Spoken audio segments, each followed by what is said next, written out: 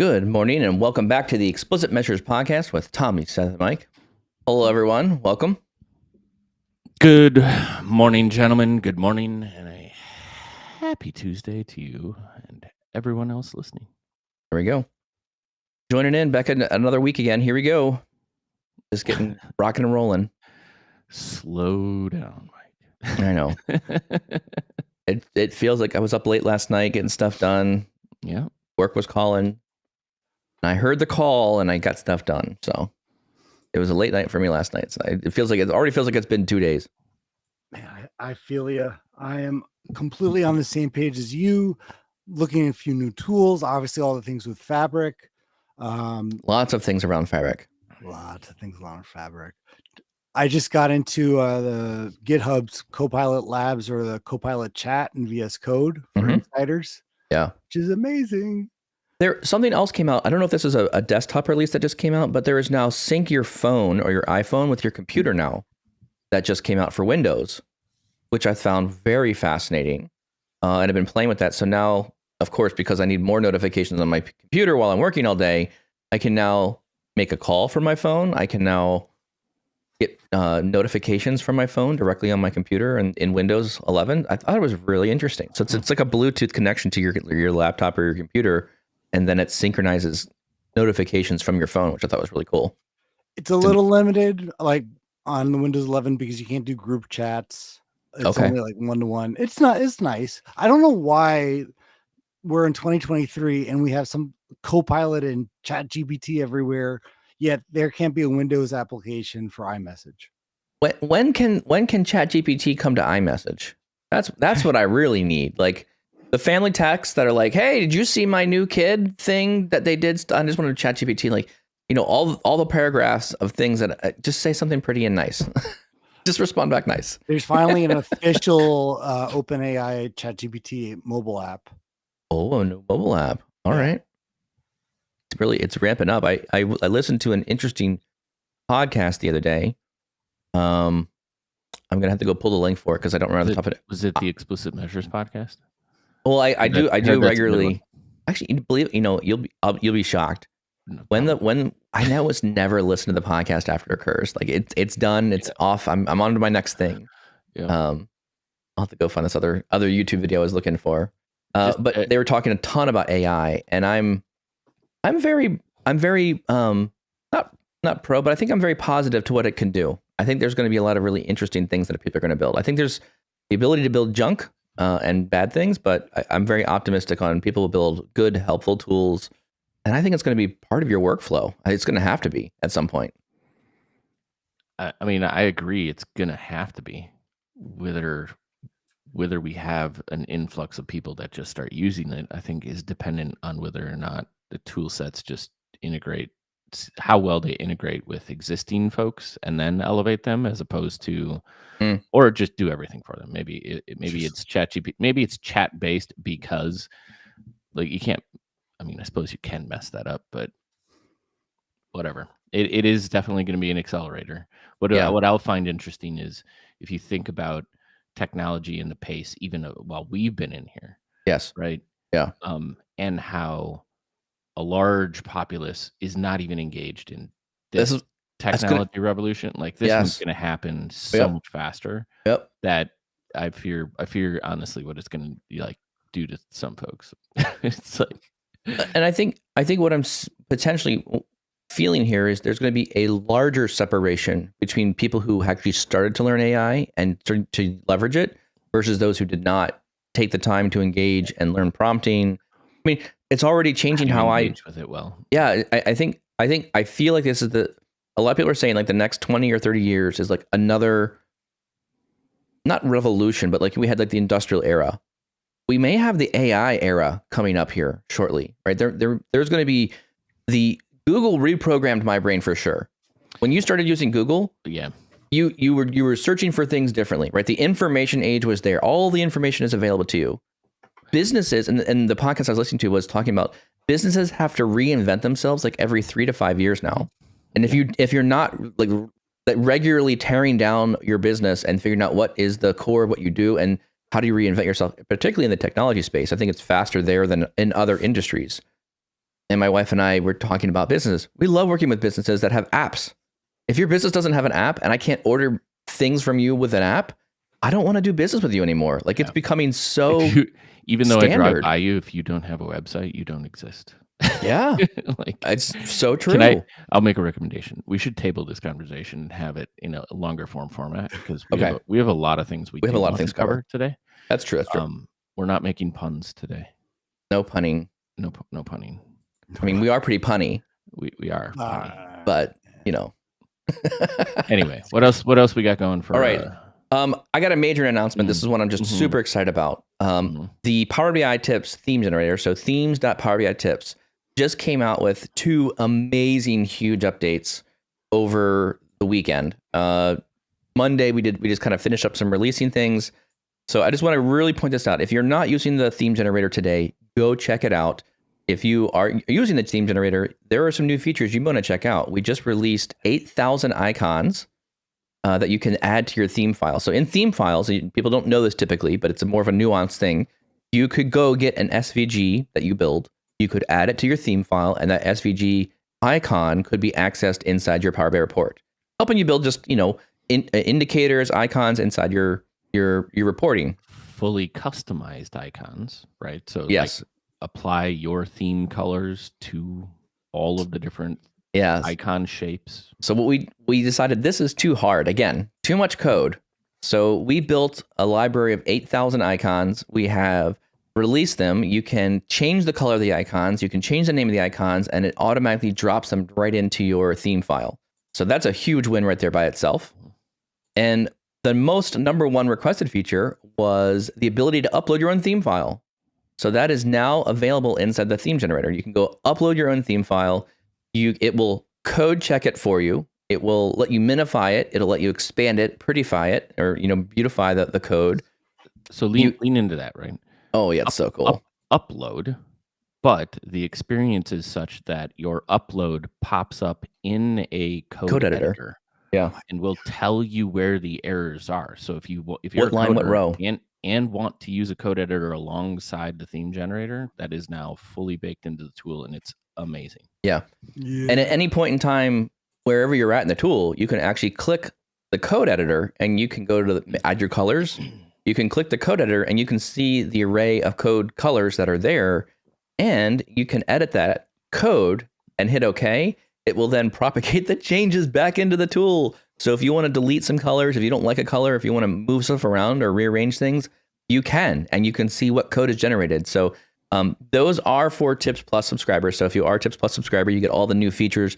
You get a sample of icons if you're not a Tips Plus subscriber, but we want you to get it. We are doing a lot of work here. We're doing more dev work. We'd love you to support our team as we continue to build more features into this tool to make this one the world's best theme generator. So we'd love your support if you can. It's fairly cheap. It's $2 a month if you buy yearly. It's $3 a month if you buy monthly. So we try to make it easy and economical for you to jump in and start using themes. Anyways, we hope you find value from it. More to come on the YouTubes later, I guess. Tommy, I love the upload. I love the upload. Right? So much. I think that because I was adding all of these issues or feature requests to the GitHub repo, and solved. The duplicate would be nice, but this will be great. This is great too. This is good too. So it'll be at least, we don't have a duplicate feature yet, so you just can't copy a code, a theme yet. But this is probably your easiest. Download it real quick, upload it again. You can duplicate it that way for now. And again, the biggest thing is what I was realizing, because I'm using the theme generator. It's funny, and when Microsoft did the change to the new schema, it made basically trying to edit the JSON file, which is what I normally did, almost impossible. Yes. And then you updated the theme generator right away, and I realized I have these global properties for that I want to do for everything, for background, for tables, and I'm like, I have to recreate this every single time because I wanted to change the colors out. Yep. Not anymore. Phenomenal. Anyways, we're very excited about this new feature. We think this is going to be great. Go check it out. I'll drop the URL in the link here below. So just go check out themes.powerbi.tips if you want to go look at the tool. There's a lot of free features that are already there for you. And then, if you want to get a couple enhancements, upload your own theme files, code editing, all that other fun stuff. You'll be able to check that out at the theme generator. So we really appreciate you. Awesome. One other thing I found really interesting. I just want to call this out here across the internet. I browse LinkedIn all the time. I don't know if you guys do LinkedIn checking things. Like I'm always on LinkedIn, seeing what articles are posting. Yeah. And every so often I get a comment or something.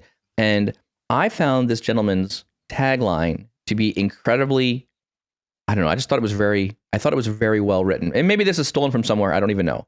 But Aaron, you did a great job. So Aaron Bernello, a gentleman out of the greater Chicago area. So based on his LinkedIn profile. So near Tommy, the homeland of Tommy. He says, data without actionable insights is just overhead. And I was just curious your thoughts on this. Do you guys agree?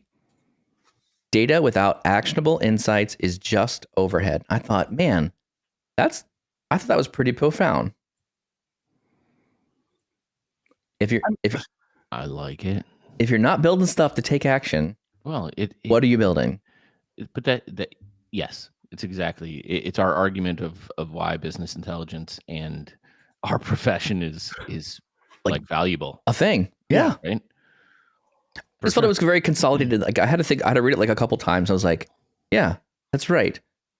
And I was trying to like overlay that thought against like how much content is being made in your organization that is just how much waste is being produced that is just overhead. And not just that, the idea that everyone wants to see their data, but it's volume. It's these aggregate numbers that what can this possibly tell you? And yes, I'm realizing more and more, we've said it a bunch of times on this podcast, but like our skill in terms of the individual who can really affect change. Obviously, anyone can build a bar chart. It's easier and easier nowadays too. And yeah, technical skills with modeling. But I think this goes back to something I've been preaching about. Our role in an organization with BI is not just to here's a number that you want total sales, but to actually say, like, again, thinking about the threshold, thinking about the pressure points. What are you really trying to see? You may not need to see all the time the exact number. There's finance reports for that, for the actual, in a sense, organization's total numbers. But reporting shouldn't just be that over and over again. So more and more on like where, if this number would have continued to grow, where's the fire? Is that great? Is that bad? And I think us being taking a step back, and also users like, hey, we have reports. You can see your general performance over the last year. But what we're going to focus on is what are we really trying to measure? What are we trying to really reduce uncertainty? I would agree with that. And I think that this is also, I think, speaks to a lot around what are your goals? What do you need to happen to make things a success? This really speaks to, Seth, what you've been talking a lot about, or we've talked a lot in the podcast prior, all the OKRs. Do you have a key performance indicator, and is there a time-bound component to it? Where does that live? Excellent. So super thrilled about that.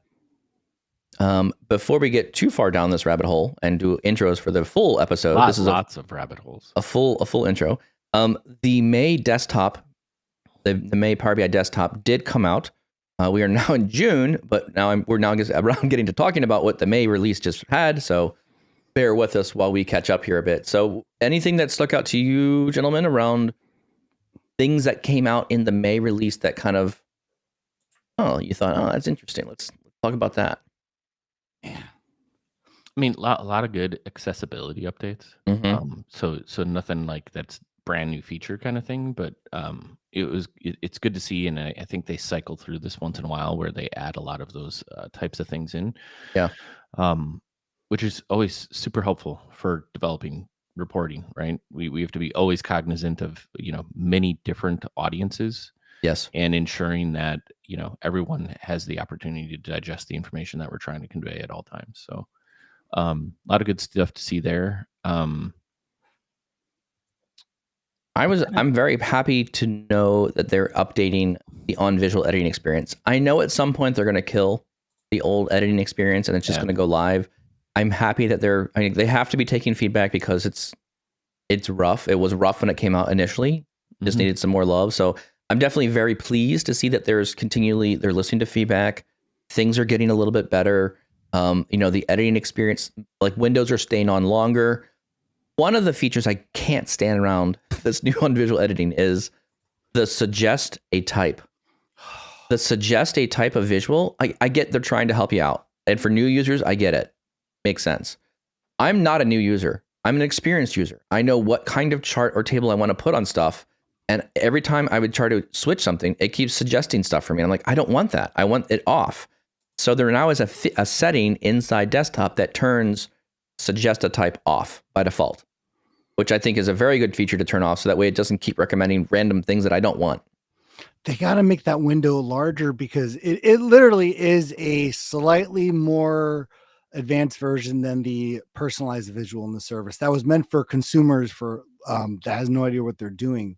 That's what on object is. And it's so frustrating because I need a bigger window for all the settings. If I have custom visuals in there too, I'm glad that auto suggest is off, but even that window still, when I'm trying to choose or update like just trying to add tooltips or trying to add the objects, there's no way you're not going to scroll, just even updating a field or property, and then it disappears. You have to add it again. There's a lot more clicks. So I think they're listening to the feedback, which is great. So we'll continue to see that. I'm personally excited for two things. Okay. The Azure Maps is generally available, which has been really my default from anything that when I do from visualization with maps. Azure Maps used to only provide it if you had latitude and longitude, but now it does all the types for zip, country, etc. It's a great visual, and I think it's much better than the standard one. But I think probably the coolest underrated one is the measure-driven data labels, which is just one of those little nice touches that really can enhance things. Where, just kind of a brief background, if you have a value in, let's say, a bar or a line chart, the data label is always going to be, obviously, that shows up on the visual, whatever that measure is. But now we actually can create or in a sense, use a custom or do our own. So we actually say, hey, the field should actually be, let's say, percentage difference. So something custom created. Obviously, we use the context of that visual and where it's at. But this is really one of those things that goes also to the idea of just data without insights, right? Where those numbers, if you're looking at email sends, or if you're looking at like the number of leads over each month, 26,000 versus 25,000. Well, is that great? That doesn't really help too much unless you have a target. So there's a lot. I've seen one blog article on this, but I think this is something that people really haven't discovered yet. That's a good call out. Anything else, Seth, that kind of stood out to you and that you felt like was a win? No, and I missed the really good one, so I must be tired. Well, you will notice there's a lot of stuff coming from Fabric. So there's a whole bunch of there's now Power BI Direct Lake. This is one of the topics we're talking about today. That's now in preview. You're getting SharePoint and OneDrive integration as preview. So there's a lot of preview features that are coming that have been announced at Build that are now starting to show up inside desktop. So be aware there's a lot of preview things that are turning on. You can go try those things out now. In all, I feel like another one I thought was interesting here was setting query limits with Power BI Desktop. Did you guys see that one? Your desktop is very powerful, and it has no holes barred on how many cores or how many queries it can run. And I've seen this a lot of times. You publish a report to the service, you hit it a couple times, and there's a query or a table or something in there that says, "Whoops, you ran out of memory. Pause. You can't run any more data." And you're like, "What the heck? What's this error for? It worked fine on my desktop. Now it doesn't work." Oh, Donald, you picked up a good one, Donald. Donald picks up Git integration isn't horrible. A good feature that's coming. So there's a Fabric preview feature where you can go look at some Git integration that's coming out through the Azure portal. The Power BI portal using Fabric at this point. Yeah, I'm really excited to see where that one goes. Cool. Any other topics you want to cover for intro pieces? I think that covers it. All right. Let's move on to our main topic of the day. So kind of diving in a bit more to Fabric, I've been seeing a lot of comments, threads, people chatting about things directly around what is this one lake thing? What is direct lake? What the heck are we talking about here? So maybe we should just kind of go through and briefly do a little overview of, let's talk about a part of Fabric that is now this thing called One Lake. And where does that fit with Power BI now? And how does this One Lake ecosystem work with another feature, which is a feature, not necessarily a product or a part of the product, which is now Direct Lake. So kind of talking on those two items. Where should we start with this one, Tommy? We're going to start with just kind of, do we start with the probably defining what is One Lake first, and then we kind of maybe talk about Direct Lake a second? So One Lake is, and I'll do the best job I can with this, but it's really in Microsoft Fabric going to be, according to Microsoft, the OneDrive for data, which I'm sure you love, but they're pushing that idea where really all properties, elements, what we do from our analytics and our source data is in one area. So really it's rather than if we had to do multiple copies, if we had to do a lot of transformations, we can actually have in one lake, one source, even with transformations, even despite if it goes to other areas as well. So and I know you, hold on. And you were picking on me, Tommy. Yeah. You were picking on me about, okay, this is OneDrive for a lake information. And I think what you were picking on was, I really dislike the analogy of, well, Power BI is just PowerPoint for data. Yeah. Okay, so I know where you were picking on me there. So I will say this. Go ahead. No, go ahead. No, it's driving into the, is everything we're doing have to be related to an Office product now? I know. So what I will say is, I don't really love PowerPoint. I feel like it's bloated. I feel like I do so much clicking and not a lot of building. So one thing, I have a strong distaste there. I will say the OneDrive product, I really do like. And so I think if you're aligning the One Lake experience to OneDrive for your data, I do like that analogy. And I think that does make sense. The idea that you can have this, centralized lake thing that lets you collect all your information, and it easily integrates with your desktop. It synchronizes files between your machine and the cloud, and you can edit them or upload them as needed. I think this is real. I mean, I would imagine, again, I don't know the technology stack behind the code that Microsoft writes, but I would imagine that OneDrive is technically just using blob storage behind the scenes. And it's just an interesting integrator between a blob storage account and your computer. So like to me, it seems like it very much makes sense. And they're kind of evolving the OneDrive product to what I think it really should be is, think about your entire company. Like the amount of times I've had a computer die on me and I just go, not worried about it. Everything's already in OneDrive. And then I just reload my computer, log back into OneDrive, sync my folder, and I have all the links to the information that I need. This is very helpful. So I really like the idea of not keeping information on your machine, and it should be going somewhere in the cloud. That is best practice, I would think, at this point.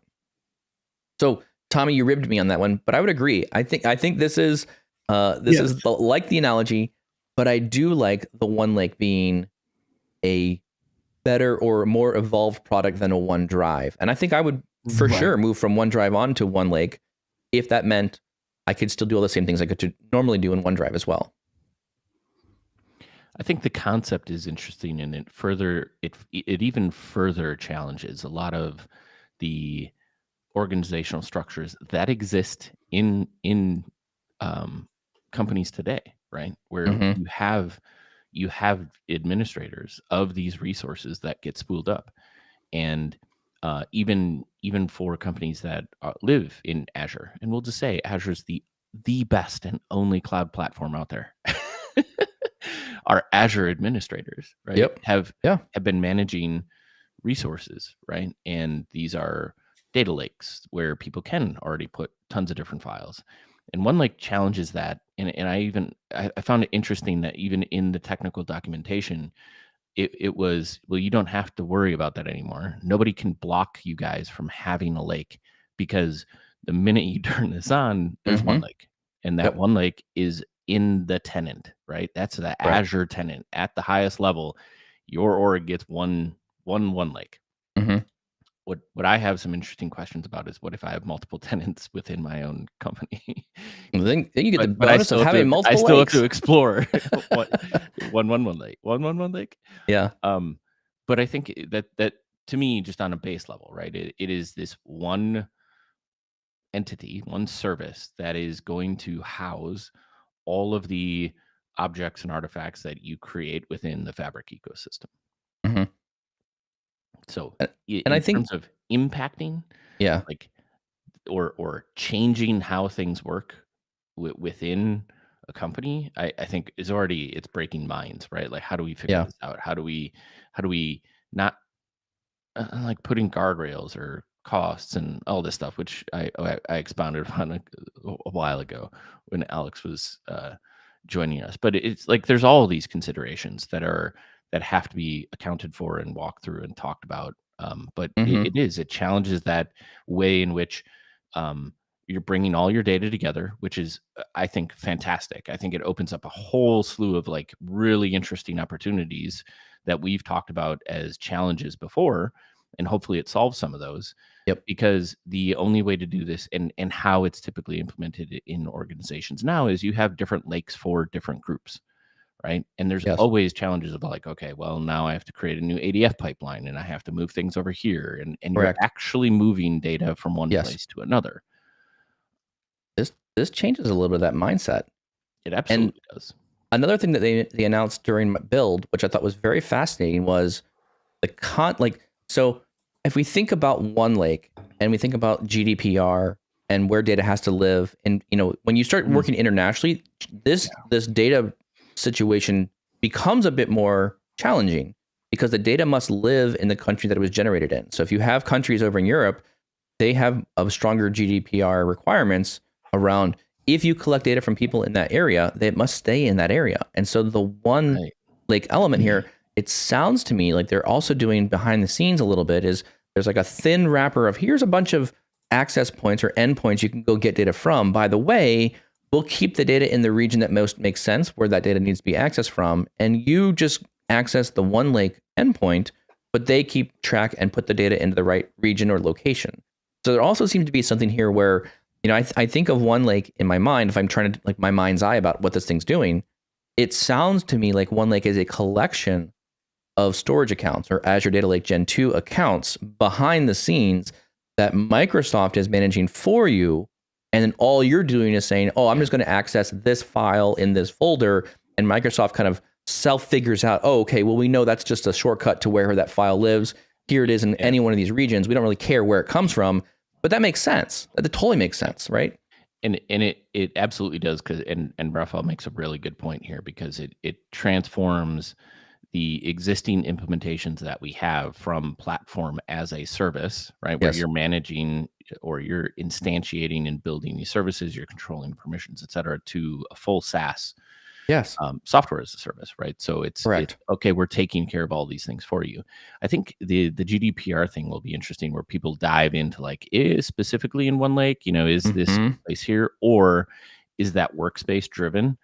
And the idea that there's this concept of shortcuts, right? Where I think the One Lake having a centralized location for all your data assets, as well as the ability to connect to even third-party data sources and not pull the data in.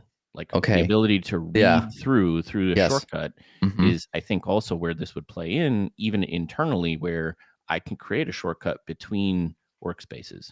Right. And maybe that speaks to, okay, well, this workspace, this is delineated to this region, and that's where the actual data is stored. Now let's ignore the fact that if you're viewing data that lives in Europe on your computer, data may be getting like bits don't just show up on your computer screen without something passing, like going through channels. But hey, let's just say the data still just lives in Europe all by itself, and that's where it is. So this, I think, is going to bring up a lot of really good So at the core of what I'm seeing here is, again, to your point, Seth, around accessing data from other clouds. I'm very interested to see what the data transfer cost, what that would look like. And I think this is also going to be requiring you to think smarter about how you design things. Because, okay, I've got data in AWS S3, right? That's one of the out of the box supported features. You can go to AWS S3, their storage account, basically connect to it, and then go access data or files that are coming from there. Very interesting, which also means now you can go build your own Delta Lake tables over there, and then you can go read them right into Power BI via Direct Lake. This is very interesting. So now you don't have to physically move the information, the data, which I think for a lot of companies will be an advantage. But there's going to be a cost associated with that. Like, to your point. And I think there's some really big points there. Go ahead. No, I was just going to say, but there is no data transfer cost. Well, you're always going to be probably going to be compute. Well, there is a data transfer cost, because anytime you access, there's an egress and ingress for everything. That's from AWS side. That's the beauty of Shortcut, though. So it'd be interesting if you're saying like AWS would charge me. Well, yeah, of course they will. I'm not actually moving data. I'm just reading it. Correct. So I don't know if there's going to be a cost on the Microsoft side, because they're going to be spending. So you're right. There's a compute cost to go read that shortcut that's somewhere else, right? But every time you access like a blob storage account in Microsoft, anything that accesses that account, even out of the different region, right? You get a transfer egress or ingress cost from Microsoft. So if you're maybe not compute cost from Microsoft, I see what you're saying. AWS will be like, hey, look, you just accessed 2 terabytes of data. We're going to charge you for the egress of that read of that information. And again, it should be cheap, right? Reads should be very cheap if you build your system correctly, or you design your system around reading efficiently. But there will be some sort of cost associated with that. So that's, so Joe's confirming AWS will charge you when it leaves. Sure. Sorry, go ahead, Tommy. No, I think there's 2 really big points here. And I think you're going to see a little more big change to the UI, because as you talk about shortcuts and also from the security, that's one of the huge parts too of OneLake, where utilizing domains, they're really updating the tenant settings, utilizing security groups. But that domain feature with OneLake is going to be huge from an organization point of view. I think the story that Microsoft's seeing is, obviously we'll be using the workspaces, but that OneLake data hub is seeming to more and more be not necessarily for the consumers, because now you're actually getting, obviously you're going to get the lake house in there. There's the data sets. It's not just a hub of all your reports. I think initially the data set hub or the data hub really kind of was meant to be for consumers to kind of view just what data and what data sets are available. But they're really changing this to be, like I said, in a much, like almost like our central hub when it comes to all of our the engineering side focused on Fabric. Another thing, slow down. So let's talk about your point first. You keep going to point. Let's pull it back here a bit. Let's talk about your first point there. And I'm getting excited about One Fabric and One Lake Fabric. I really do. I really do. All the different articles. So I think what you're pointing at here is I think there's going to be an added confusion piece as you think about what One Lake is actually doing, because you're right. This One Lake terminology is now popping up all over the place. Like Direct Lake is part of the lake, but it's like a feature. It's like a connection type, but it's not necessarily One Lake. There's One Lake Data Hub, whatever the heck they're calling that. I don't have it. What was the name of it again? The One Lake Data. Okay, One Lake. Okay, so One Lake Data Hub is like, okay, here's a bunch of assets. I mean, to Microsoft's point, right? There's going to be a ton of things that are created in many different workspaces. And the idea is they want to make all of this available to you. So this is like, I made a table. It's a Delta table in this workspace. Great. Well, how do I discover that stuff? How do I know to reuse it, right? What's the point of having a really nice product master table made if no one can access it or no one knows it's there? Like, it's the if a tree falls in the forest and no one hears it, did the tree really fall? Like, did anyone observe actually what happened there? So it's the same thing with your data. So while One Lake Data Hub is a feature of PowerBI.com, it's not necessarily just One Lake. It's actually incorporating SQL data warehouses and data sets and all these other data asset things kind of rolled into one thing. So it's really muddying the waters around where does one product like OneLake end and where does the next analysis services or SQL data warehouse, where does the next product begin? Everything is starting to feel much more fluid together. Is that what you were kind of saying, Tommy, a bit? I think that's a huge part here where the service is really, this is the awesome part with Fabric. As much as it can be, I think for a lot of people intimidating, it is such an amazing story of, rather than having to have 14 different websites or portals open for, and I think you made a great point our first time we talked about Fabric, where the users, we don't have to worry about the VNets and the resource groups, and all those additional configuration. If we need to add data, just to raw data, because of the OneLake Explorer on Windows, which is already available to go in File Explorer. It's not like, oh, I need to download the the Storage Explorer from Azure, and then I have to push things in there. Like I needed a data factory or pipeline for just getting the raw data in initially. Yes. And now we can basically sync the OneLake Windows Explorer just like OneDrive if people are adding raw files, or just that first step is huge. Yeah. I think is a huge part here. And again, I think a big one other item that I think a lot of that hopefully is not getting missed is, with OneLake and all of this, you don't have to do each of those engineering things for Fabric. That there are obviously a lot of use cases, but it's not like, oh, in order for me to actively use OneLake, I have to use Synapse and the data factory and the data engineering. There's a lot of use cases where the only like you're going to take one or two of those items. Yeah, and I think what's interesting to me is, in the chat's kind of getting hot around it too, is Mike, you make a really good point from the arena where if we're in a shared workspace, right? If our workspace is traversing aspects of Fabric and objects are created and they're available to us for visibility within OneLake, this is obviously a good thing, because now we all have the same set of objects that we're dealing with. Yes. And across teams, those objects can be created within parts of this ecosystem within Fabric, right?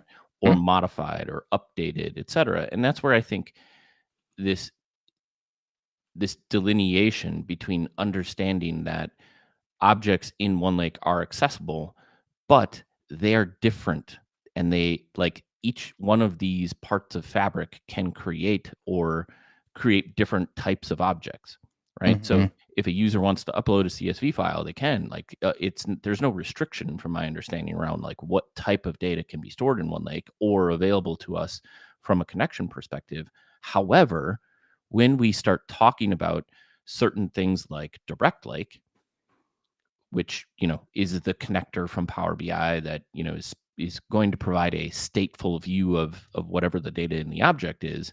Now we're talking about a specific type of storage within OneLake that is really the accelerator for things like Lakehouse and Data Warehouse, which is storing this information in Delta Parquet format.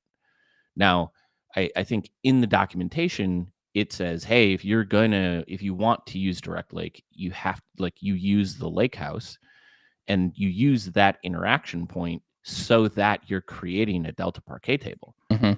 Does that mean like you're not going to be able to access through shortcuts other Delta Parquet files that you may already, or tables you already have within like Databricks or other systems? No, you absolutely should be able to do that. Yes. What I need to still test out in performance-wise is the performance of that type of stuff. Yes. But I think where that shifts and like people are still kind of just navigating through is like, okay, where do I create what?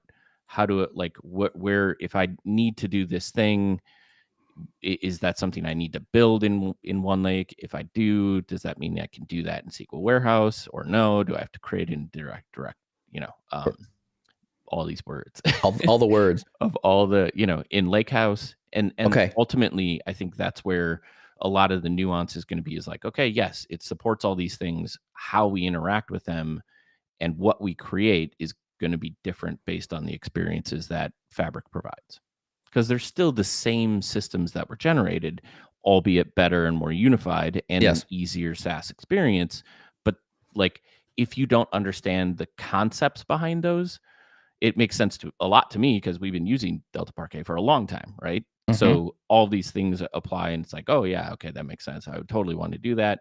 That's how I would interact with it. But for the lay user, there is nuance in here, and I think some challenges as far as like understanding what, why, what do I use, what is this thing, etc.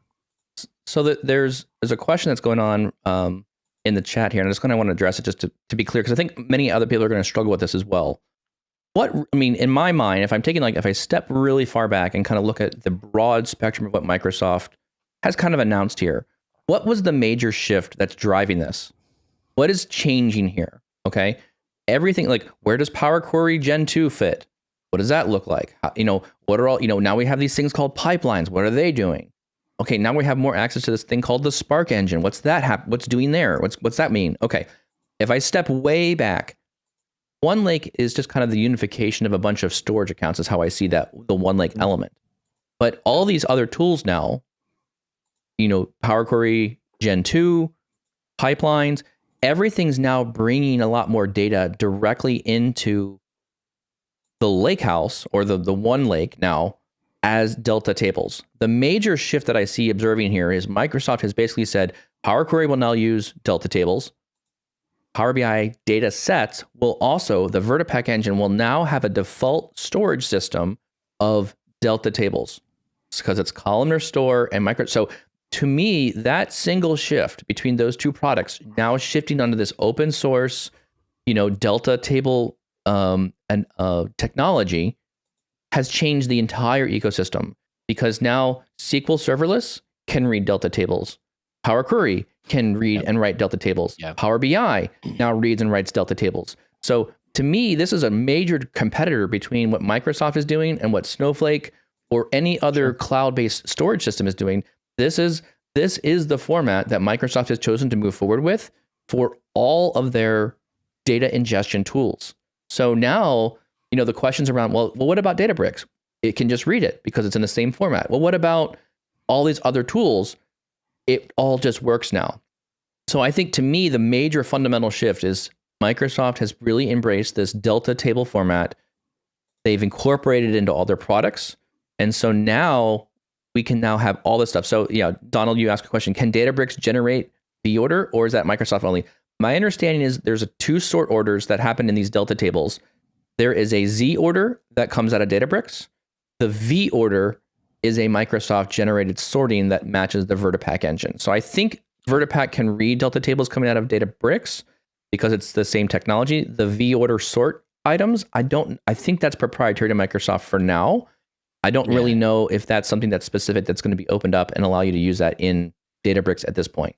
The feedback I got was you can optimize your Databricks tables by partitioning them in a specific way, but there is a proprietary component to it, right? So you can get better performance out of Delta tables that live in Databricks or ADLS Gen 2, right? They just happen to be created by Databricks, but there is a proprietary component to it. I think there is one component. There's one comment I want to make a response to coming out from Jay Murphy. So he says, in the future sense, how will this make sense to the business user? Yeah, I think a lot of what you were talking about, Mike, is part of that, because I think this is a multifaceted answer, and you guys probably have a lot of different ideas as well. But you're removing barriers for requiring certain applications to be how you interact with data. Yes. Right. So across teams, this just accelerates how fast data can be shaped and formed to be available and accessible to a business user. Yep. As well as, I think, in the other direction, business users utilizing Power BI within the Fabric ecosystem should be generating data objects within OneLake that would be accessible to the professional tier, right? So where my mind goes with that, and I need to flesh out, is, does that speak to this story where you can have business users and business units developing reporting, and then understand what those data objects are that they're using, and potentially like migrate them into an enterprise level thing if that report hits a scale, right? Like we talk a lot about like where would you start to promote a report throughout an organization where it's like, okay, well, I have a business unit now, all of a sudden it's multiple business units, a whole bunch of people are looking at it, or executive leadership got real interested in this one and they now want that as part of their executive dashboard. Yes. Rather than starting from square one, as far as like randomly finding where all these data files are, et cetera, the path for if all that's in one lake, well, now it's much more easily discoverable, and maybe swapping those out would be easier. Yeah. Still theory, I agree. right? But at the same time, I think the speed by which data can be available to people that are generating reports is one of the biggest wins throughout this ecosystem, right? Because you're taking a lot of the challenges of setting up infrastructure still and removing that as much as possible. Yep. And then having them become more literate in this environment as well, right? You're Yes. giving them a lot bigger tools that they can interact with. And in some cases that is still a blocker within orgs. Like I can't do any, like it takes forever to reprocess something, or you're pushing automation into, everything that people do, and allowing, I think, a lot more opportunity for people to skill up in orgs too. Do you guys see any other aspects of the business user side of things in this? Tommy? I felt like from that question, I mean, as you were talking there, Seth, I felt like this is another scenario where Microsoft took something like Power Query or store procedures, right? Store procedures was this thing where I'm taking data from here, I'm going to do something to it, I'm going to put it over there. That's, that's kind of the concept of what a store procedure is. To me, this feels a lot like, okay, we're just going to take Power Query, we're going to update a little bit of the under the hood technology piece of it, and so give you more point and click with Delta tables, to me, right? So, you don't have to know that it's Parquet. You don't have to know that it's Z ordering or, V ordering, sorting the tables, right? You can just go into Power Query. You can go load data from a server. You can just say, drop it here in this lakehouse.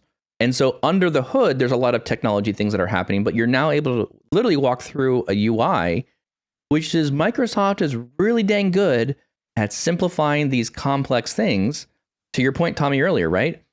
I don't need to go get a Synapse turned on. I don't need to get Key Vault. I don't need to get an Azure Data Factory. I don't need to get a lake sorted. Like all these things are now one button press, start workspace in Fabric. Boom, done. Everything you need is there. All the engines, all the compute, everything's bundled in one nice package. And so one button click, literally changing it from a pro user to a Fabric user. I think that's what it is, a Fabric user. I don't know, even Fabric workspace. I don't even know what it's called right now, but that one click of a button lights up all this new technology and gives you the availability to see all these things. I think this is going to be really impactful. My counter argument to all of this is for the business user is you now have just been opened up into a world where you're going to be able to see a whole lot more data. You're going to be able to share tables, whole tables, a whole lot easier. So I think this is in general going to create a much larger data governance issue. And yeah. Like segmentation. Yeah. Well, I mean, and then if workspaces are really how you're delineating dev test prod or like things like that, and it's all still stored in one lake. Correct. Yeah. I mean, like if you thought we had challenges around segmenting out different data sets and or certified data sets or gold data set, like your schemas and how you name things are accessible. Like, what is it going to look like for an admin who has access to see all across? Oh, totally. Places, And even just the traditional mindset, and this is what I've said to Microsoft a number of times now, the traditional mindset of dev, test, prod, separated by physical hardware, separated by physical storage accounts is no longer a thing. OneLake takes all of this and says, no, we're not going to let you spin up 3 separate hardwares. Instead, you're going to land everything into one place. And this is more of a platform as a service, as opposed to infrastructure as a service. So when you start moving to platform as a service, you stop worrying about spinning up multiple copies of stuff. And you start thinking about how do you take one infrastructure and segment it into your different environments. That's a very big mind shift change for IT organizations, and they're going to push hard against this because they don't understand. They do understand it. They don't want to do it. I think it's a more of a political game at this point. But how that was my earlier point, right? In how you. Tommy keeps putting his hand up. It doesn't matter if they don't want it to, right? Like OneLake just happening. Insta gets put in place. Mm-hmm. What are you going to do? You can't shut it down. Yep. You're using Fabric. That's what you're using. Yes. Go ahead, Tommy. So man, geez, you guys. I think we're talking about business users right now, and I really think really hope there are some streamlined UI features that we can customize if business users ever get involved. Generally speaking, and again, I'm happy to be wrong and happy to be surprised, but I would say that general users in sales, marketing, operations are probably not heavy Python Jupyter users. So that's in a sense one thing right off the bat that you really don't want them to. There's so many options in Fabric just in OneLake that if what we're going to set up for them, we want it to be as streamlined as simple as possible. Here's the data flow. You already know what a data flow is. Now you can push it to the OneLake. Great. Don't worry about pipelines. Don't worry about Jupyter notebooks. Awesome. I think the other problem that we're going to see too is if some of our content is in OneLake and some of our content still in our normal ETL systems, where does the really direct lake go? Because direct lake only works with obviously Fabric if all your data is already stored in OneLake, correct? No. It works primarily and the best in that use case. If you have a Delta Parquet table in other platforms that support Delta Parquet, my understanding is that Direct Lake would work with them as well. Yeah. You can even bring your own Azure Data Lake Gen 2. So imagine you've built a whole bunch of Delta Parquet tables somewhere else and you want to just expose them to Power BI. Well, you don't have to go do a bunch of work. My understanding is you can just create a shortcut to your Azure Data Lake Gen 2, point to where the Delta tables are as a shortcut, and Power BI can direct lake into those things. Like, what the heck? Like, there's potential here for years of work in companies that have already been building these Delta tables to just be instantly leveraged here in a matter of moments by connecting the lake and then directly. I mean, there's no import mode now. So this is one of the comments that was made by Tristan, who was on Twitter talking about, he did a very simple demo. Again, more testing required. I'm not going to say this is the end all be all, but he was just loading a 10 million row file into Direct Lake, and it was incredibly fast to get that data directly into Power BI. That's incredible. Like the speed of what we're going to talk about here, Direct Lake is a big game changer because I don't want to have to manage a loading screen for Power BI. I just want to update a Delta table and just have it immediately loaded into Power BI. That's huge. That'll make a big change here for companies. So I agree, Tommy, from the standpoint that is it information overload or capability overload from the standpoint that you're now giving every user in the organization access to like these tools they have no idea how to use. Yeah. Does it mean they should just jump in and use them? No, I don't think we're suggesting that it's like you're instantly going to go into enterprise tooling, right? Sure. What I need to test out yet is what is the interaction going to be between I'm a straight business user and these things, and how do they show up in OneLake, right? If anything, I would imagine it's going to be more discoverable and more reusable, hopefully, right? And that is where a business user would start to leverage these systems more, and that's why I'm saying it's exciting from my perspective in a grow up path, because if I can start to interact with these objects or potentially replace them, then there's a path in which BI teams and centralized BI teams can work with business users even easier and better than they did before. Remains to be seen. We'll see how it all pans out. Yeah. I think a lot of this is predicated on the ability of like the one security model which isn't in place yet, right? Yep, Where correct. like a lot of things are like for full enterprise integration would need to be implemented before you just like carte blanche. But I also think they offer more tool like capabilities and features when that's in place as well. So it's like it's kind of like where are we at, how can we use it, but how can we leverage it when it's full GA? That is a challenge point to talk through. And you bring up a really good point here, Seth, that I want to point out to the audience is there's a major challenge at this point where people wouldn't want to implement full OneLake on all their data sets immediately. There's this concept of row level security, right? Especially in Power BI.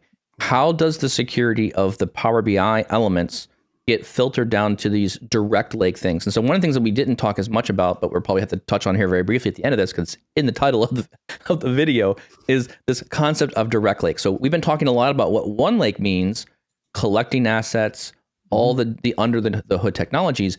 But direct lake, what direct lake does is it allows a Power BI data set to directly read into memory, basically skip the loading process of delta tables or these delta tables that directly into memory. So I think the idea here is the tables are already optimized for VertiPack. VertiPack doesn't need to do a load and compress. Yep. What happens now is the data set itself can go directly to blob storage, read the delta files, and immediately load into memory exactly what it needs to support the reporting. Now, I also in my mind here, there's definitely an opportunity for them if you think about, mega big delta tables, like you have delta tables that are massively large. If they're doing this already, there has to be a way for them to intelligently pick which partitions to actually load into memory, because the way the delta tables are formatted, there's a file that describes all the partitions of that file. And so I'd have to imagine the query could come from Power BI Desktop into the AS engine. The AS engine can say, oh, look, I've got to load these 5 tables. And probably right now what they're doing is they're loading the entire table initially into memory. I don't know how you test that, but they're loading the entire thing into memory from delta tables. But imagine when they get smart enough to say, hey, this query came in, I only need to load the last 2 years of data. And so it can, like, you have 15 years of data in the delta table, and it's only loading the partitions that are relating to the last 2 years, because that's what the query relates to, or that's what the report is asking for. And then dynamically, they could load more partitions as needed, again, further optimizing their need on memory. To me, this is like, what in the world? This is incredible technology that is occurring here. And I think this is a direct feature challenge to what we're seeing with like Snowflake and other systems, because those are all traditionally owned by IT. And frankly, the business doesn't care about those other systems. They want their data now in the way they want it. So how do we blend these? Like, so there's going to be a whole bunch of more like negotiating between who really owns the data. When do we transition from one person to another? Data cataloging, I think, is going to be a major issue. The direct lake, I think of all the features, this one's still the weakest at preview, right? Like you look at, I can't use calculator, like it has a lot of the same limitations that like live connection, right? When that came out, right? Agreed. Like no row level security is a no non-starter it's no bueno for me. Yes. Right? Like, because I can't use it, right? So it's got stuff like that. But on the flip side of that, having now a new connection type that is not direct query, right? Direct query is like I'm interacting with something in the report and a query gets sent to a database, it runs and then retrieves the information. This is almost like a stateful, it's like a live connection. It is like an analysis services backend, right? Where it's very similar in the state that it's like, if you think about ETL and processes that are kicking off, the amount of time that you're saving right now, if you're using import with partitioning and incremental refresh, right, where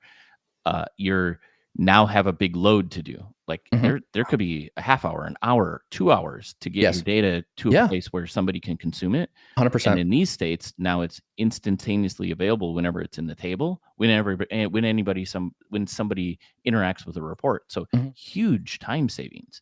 And actually having what I say is a stateful, almost like prod-like table, where it's like my report is directly tied into this object where my data is. And that's very intriguing. And like, I really want to use it. I also need row level security. Yeah. So I'm super excited about like where this is going. But yeah, I mean, definitely, I would recommend check out the direct lake, overview of what things are available right now, and probably what other things are coming when the additional security and things are added on top of it. I like it. So today's quick chat GPT question. I'm using the Bing chat today. So our question for today was, how will Power BI OneLake impact my business? Microsoft OneLake is your centralized data lake that eliminates data silos, provides your unified storage system. Its deep integration with popular applications like Excel, yay, Excel, Microsoft Teams, PowerPoint, and SharePoint. Relevant data from OneLake is easily discoverable and accessible to all users in the Microsoft 365 environment. I think that's, we'll see where this goes, because right now, everything I'm thinking right now with OneLake is inside Power BI. But there is a feature that we didn't talk about that I caught, which was the OneLake has a OneLake file explorer. So you can download a OneLake file explorer, and that, I didn't catch this earlier, but that's a feature that's directly related to like Microsoft 365 accounting. Like that's like OneDrive for your lake now. And to me, again, this creates another whole bunch of problems. Like anyways, sorry, side note on this one, but like if I upload an Excel file and it goes into the lake and I start consuming it in a pipeline, what does that mean? Does that, if I update that file and add a column or delete something or change some data, does that break all my downstream everything? Yes, it could totally do that. Mm-hmm. And potentially this exposes more rigor around when you certify a data set, when you certify something. One of your things is you can't be pulling data from Excel files, or you can't do it without a quality check or something in there. So there's going to be more discussion around, how do you manage data quality with this new feature called OneLake, because it will give you more access to getting data into the lake, which is good, but it's also comes with some risks. But so the familiarity thing, right? Like, because it from my look, it's going to look like Windows Explorer. It's like the same thing that you would normally do with folders and objects that you as a business user are very familiar with. So yes. So what? Yeah, you just replace the Excel file and boom. Yeah, exactly. Like, no, everything just do that. So I think there's going to have to be more talk and conversation around what does a certified data set look like, and what is the data. Like, we're now talking true data lineage from where the data came from till how it gets into the report, because you're going to want to control that, I think, at a better degree when you start talking about certified stuff. The last point it makes here is talks about OneLake Data Hub in Fabric allows you to discover data in the lake, which that's my other big point here is making more lake tables. It's got to be discoverable. And then you can discover data which you already have permissions for, or which the owners have marked as discoverable, which I think that's also another interesting thing too, right? Because there should be a new habit of, instead of going out and finding and building your own product master table, you should probably go back and say, did someone else build this? Can I use it? Is there a certified table that's producing this? Yeah. That's where I should be starting. But and we're so over already, but that is also one of the benefits of OneLake. That's exactly right. Because in an IT or enterprise ecosystem or in the business, how many of the same data sets do you have all over the place? Exactly. And if I can eliminate all that storage, or I can eliminate all those things, that's part of a story that it's interesting that Fabric isn't leaning into, or maybe they are and I just haven't seen it. But it's like, hey, consolidation of data, like you don't have multiple versions of things everywhere. It's going to be cool. I really like where this is going. I think there's a lot more conversation coming on this one. Yeah. I need to do a lot more testing and getting in and doing real world things here. So thank you very much, everyone, for hanging on. For those of you who hung on the extra 4 minutes, we're over time. We appreciate you very much. Thank you for listening. I hope you got some interesting insights around what is OneLake, what is Direct Lake. I'm pretty sure we'll talk more about this in the future. Thank you very much for listening. Our only request, if you found this valuable and you got some value out of this, please recommend it to somebody else, and let them know that this is an interesting podcast that talks about random things that you're interested in. Tommy, where else can you find the podcast? You can find the podcast anywhere it's available: Apple, Spotify, YouTube, Google Podcasts. Make sure to subscribe, leave a rating. It helps us out a ton. If you want to join us live, you can do so every Tuesday and Thursday, 7:30 a.m. Central. Awesome. Thank you all very much, and we'll see you next time.